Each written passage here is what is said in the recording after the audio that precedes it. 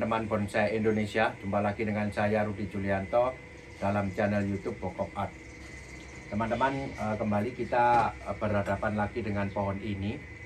Ya, ini adalah sebuah pohon yang saya buat kontennya dari awal ya. Dari awal kita melakukan reposisi, kemudian menentukan temanya, menentukan konsepnya, sampai ada kejadian kepala dari pohon ini tertimpa tenda ya, jadi sampai patah, kemudian kita mengganti dengan kepala yang kedua. Nah, ini kondisi terakhir setelah saya melakukan restyling setelah pohon ini tertimpa tenda, yaitu dengan menggunakan tajuk kedua sebagai mahkotanya. Inilah kondisi 3 bulan yang lalu, kondisi setelah saya tangani 3 bulan yang lalu. Ya, jadi dari gerak batang yang ini patah, ini ya patah, kemudian saya ganti dengan yang ini. Nah, sekarang sudah terlihat susunan tajuk mahkota yang cukup bagus, cukup bisa mempresentasikan sebuah mahkota. Ya, tentunya dalam kondisi yang agak pendek. Oke, kali ini saya akan sharing lagi kelanjutan proses dari pohon ini. Pohon ini sudah lumayan, hampir mendekati sekitar 70% ya. Jadi sebenarnya proses selanjutnya hanya melakukan penegasan tajuk, penegasan bentuk tajuk, ataupun perpecahan yang sudah cukup menuju ke level 4 ini ya.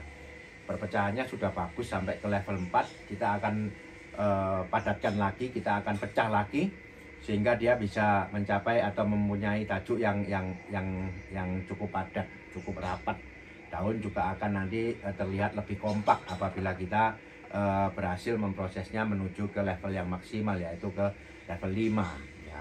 Selain itu ada beberapa lagi di sini saya rencanakan untuk dibuat sebuah pohon kecil lagi baru, kecil tapi ya, nanti kita lihat apakah sudah layak ataupun sudah proporsional untuk segera dipotong, kita akan potong. Oke teman-teman, kita mulai prosesnya untuk penanganan tahap selanjutnya dari pohon ini.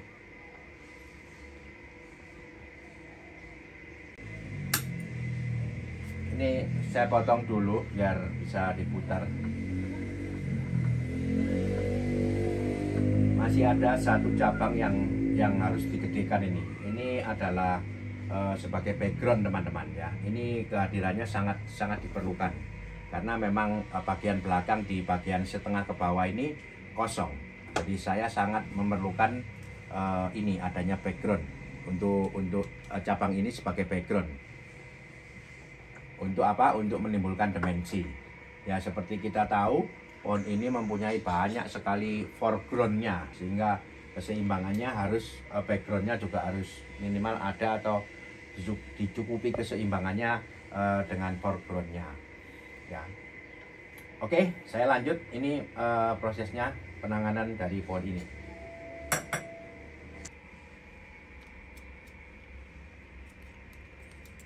Ya, seperti biasa kita melakukan pemilihan terhadap pertumbuhan tunas baru yang belum diperlukan ya. Jadi terutama yang ada di ketiak daun seperti ketiak cabang ranting seperti ini. Nah, ini kita buang dulu.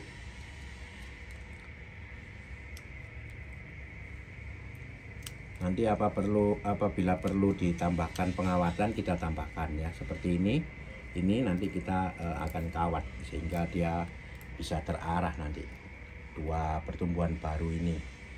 Apabila masih belum diperlukan, kita buang dulu. Yang diperlukan nanti kita arahkan, kita kawat.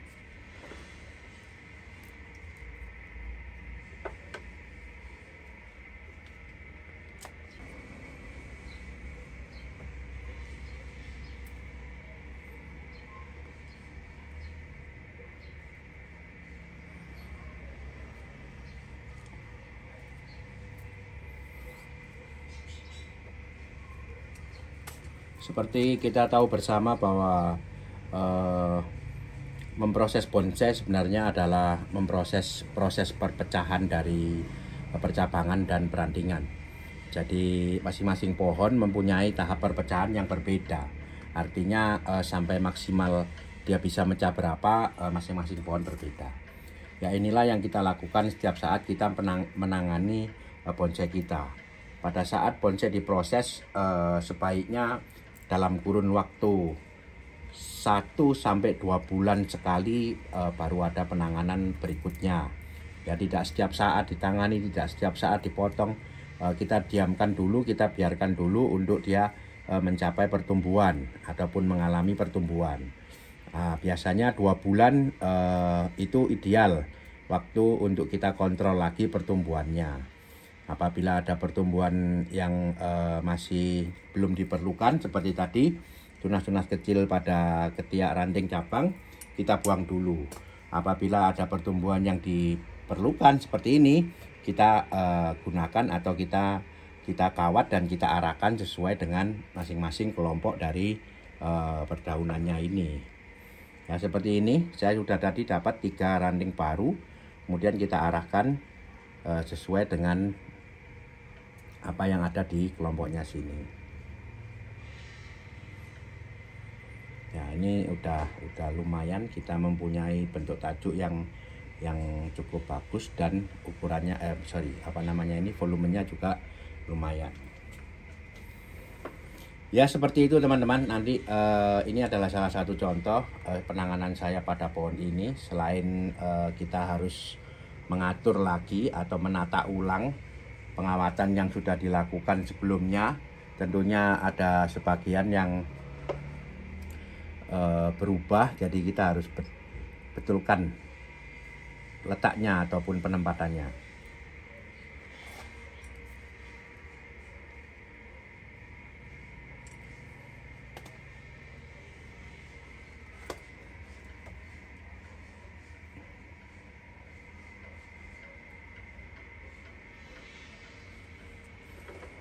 Oke, saya lanjut dulu ya dengan melakukan koreksi semuanya.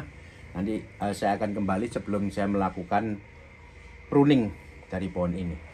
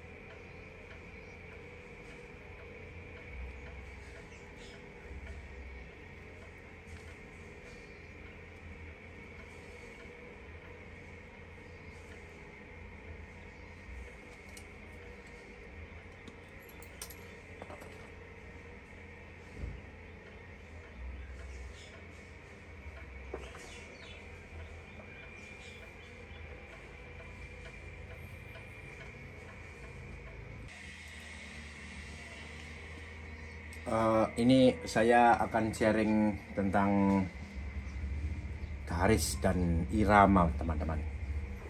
Jadi di sini ada 2 pertumbuhan yang berbeda, artinya 2 sumber, bukan 2 sumber ya ini ya. Ini adalah satu pohon, satu kelompok kehidupan pohon. Kemudian di sini ada, boleh saya katakan, satu kelompok kehidupan pohon yang lain. Di dalam membuat komposisi sebuah bonsai yang saya katakan multi terang ini, berbatang banyak ya, itu kita pasti memperhatikan kelompok-kelompok tumbuh masing-masing.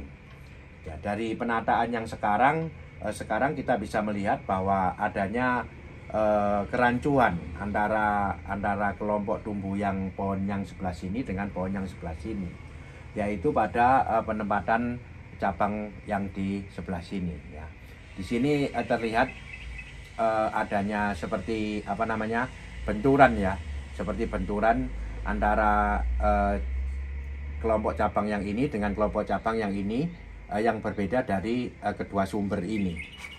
Jadi saya akan menghindari ini supaya bisa terlihat memang masing-masing kelompok tumbuh pohon ini, dua pohon ini terpisah. Selain itu irama tumbuh yang ditimbulkan dengan penataan yang seperti ini terlihat flat, terlihat ini rata, ya, tidak tidak memperlihatkan sebuah irama tumbuh yang mungkin naik turun atau kiri kanan atau apa, tetapi ini rata, membosankan, garis, menimbulkan garis yang membosankan. Coba ini saya potong ya.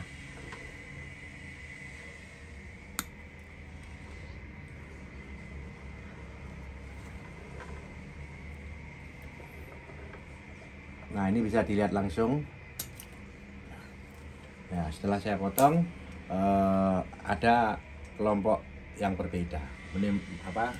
Sekarang kesan dua pohonnya semakin lebih jelas.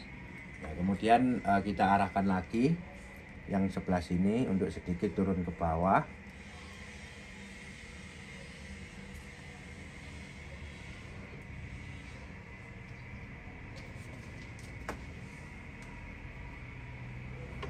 Guna memperlihatkan apa yang ada di belakang cabang yang ini.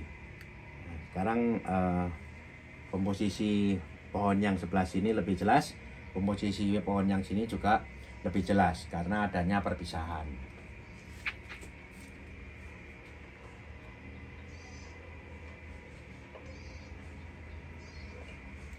Oke, saya lanjut lagi ya teman-teman.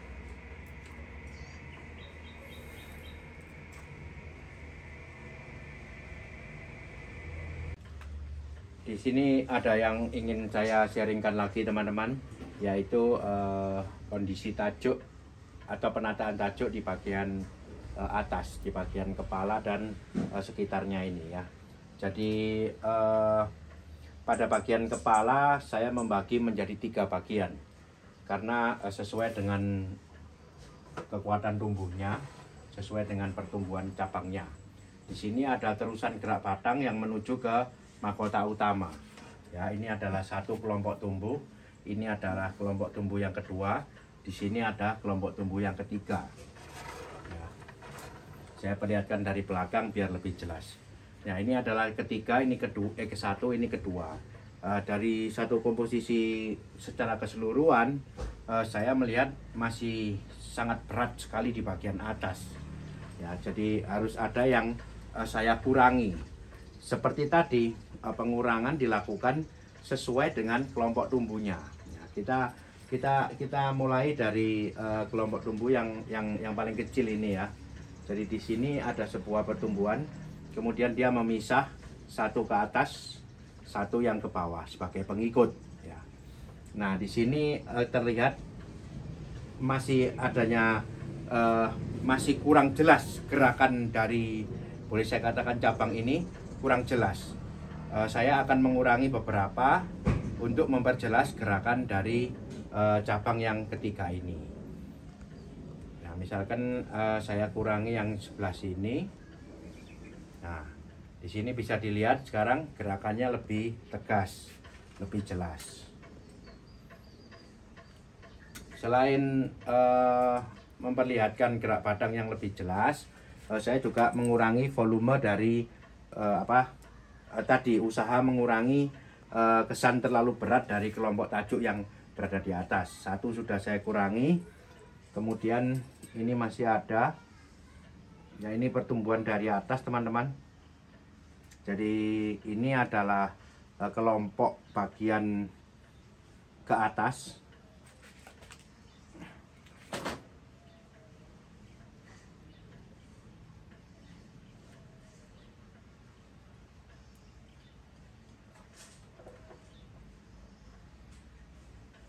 Ini juga harus saya pisah antara ini dan ini. Nah, ini yang krusial. Seperti tadi, gerak batangnya tertutup oleh pertumbuhan yang tajuk yang ini. Tertutup pertumbuhan tajuk yang ini.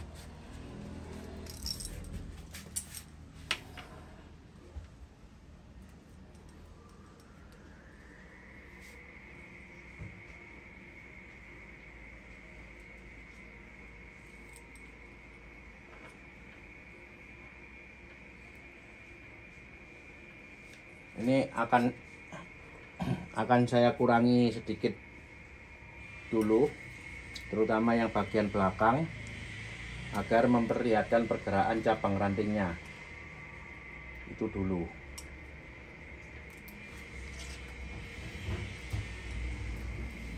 Nah, dengan demikian kita udah bisa melihat bahwa memang kelompok tajuk ini berpisah dengan kelompok tajuk yang berada di atasnya, yaitu kelompok tajuk yang mahkotanya ini. Kemudian ini juga saya pisah ke bawah ya. Nah, jadi sekarang ada kelompok lagi.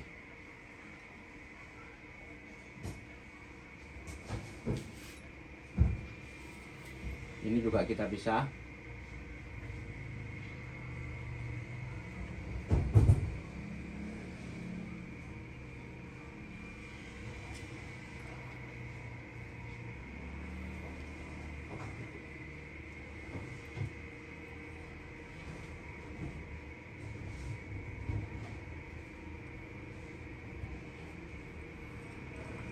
Ya, dengan demikian kita udah bisa merasakan memang adanya apa namanya perbedaan atau kelompok yang berbeda dari tadi yang di sini nomor 3, nomor 1 dan nomor 2 sekarang menjadi satu kesatuan komposisi dari tiga kelompok yang berbeda. Jadi ini satu kelompok, kemudian ini satu kelompok.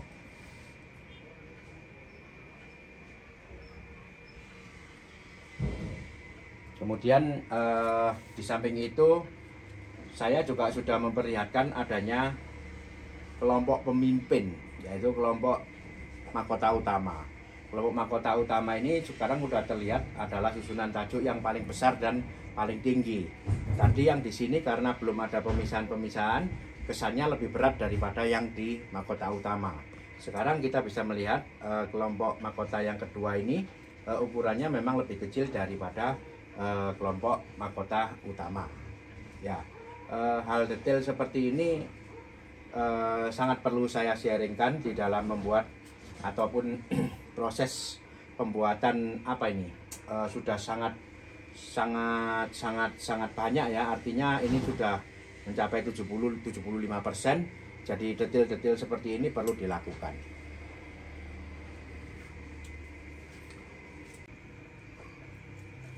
Ya, masuk pada proses atau tahap pruning. Pruning adalah pangkas daun.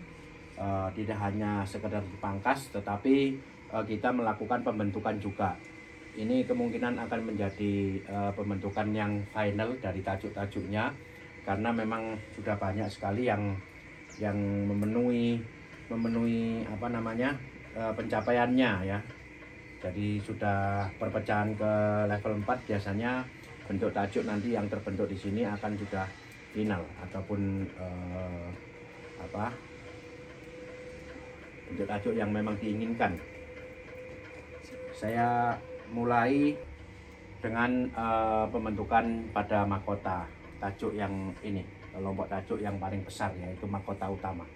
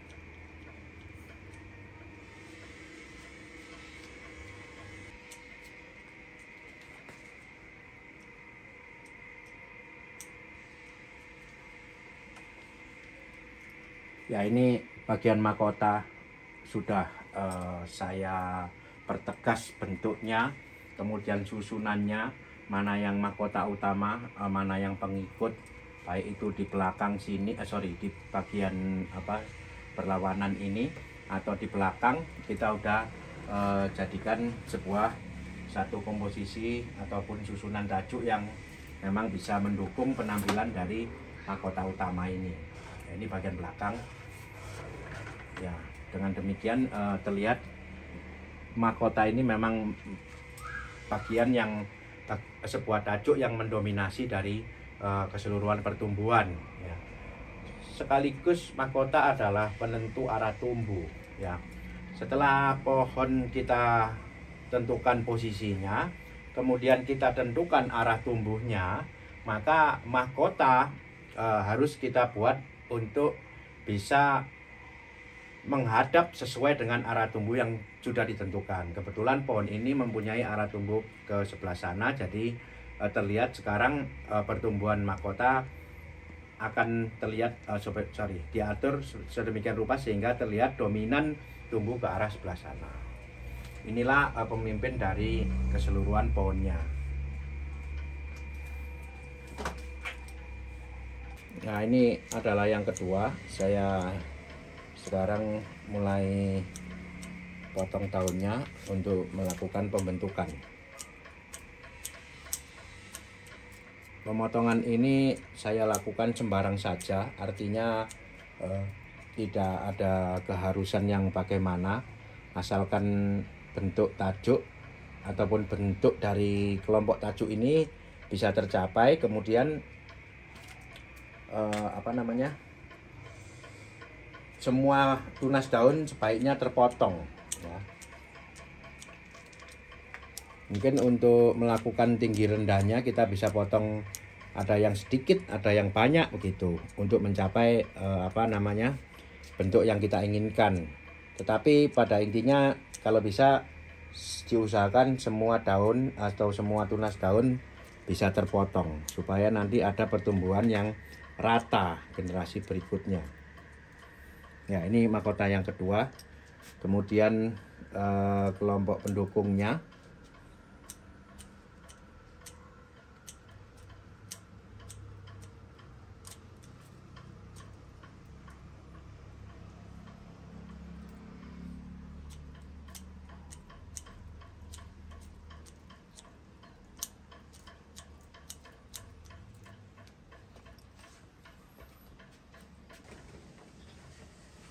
Mahkota yang ketiga, memang di dalam konsep membuat bonsai tropis kita bisa bebas menentukan jumlah mahkota, karena memang keberadaan mahkota-mahkota ini ditentukan karena disesuaikan dengan adanya kelompok tumbuh pada masing-masing percabangannya. Jadi pada kita meniru pola tumbuh pada sebuah pohon, kehidupan sebuah pohon di alam tropis, yang memang kalau dilihat atau diamati banyak sekali kekuatan tumbuh ya, seperti tadi ini kekuatan tumbuh yang harus kita eksplor menjadi kelompok-kelompok, kita eksplor menjadi masing-masing kelompok. Masing-masing kelompok kita munculkan pemimpin, yaitu itu tadi semi mahkota. Selain mutlak harus menentukan mahkota utamanya dulu. Jadi ada mahkota utama, ada mahkota kedua, dan seterusnya, disesuaikan dengan kekuatan tumbuh yang ada.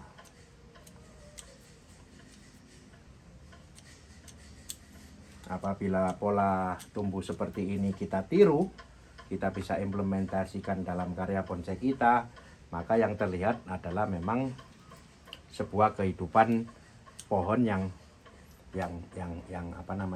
hidup di alam tropis.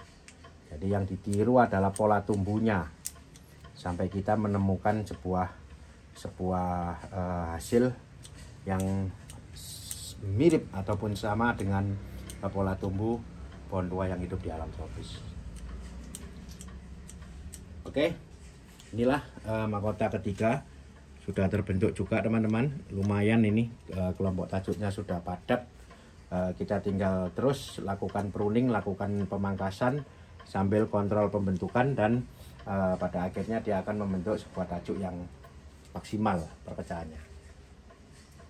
Saya lanjut dulu dengan proses selanjutnya.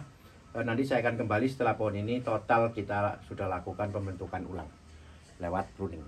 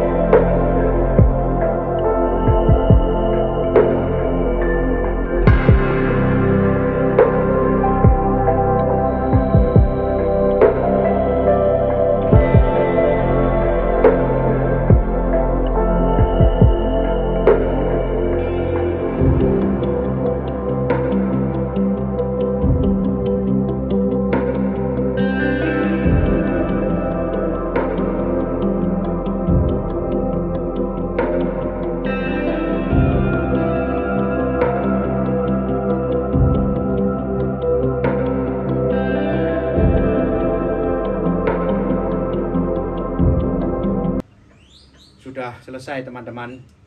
Jadi ini tadi yang saya sharingkan pada pohon ini. Seperti kita tahu bersama, pohon ini adalah salah satu pohon yang saya buat kontennya dimulai dari awal menentukan posisi, kemudian sampai terjadi kondisi yang seperti ini, kurang lebih melalui penanganan 4 atau 5 kali kalau nggak salah ya.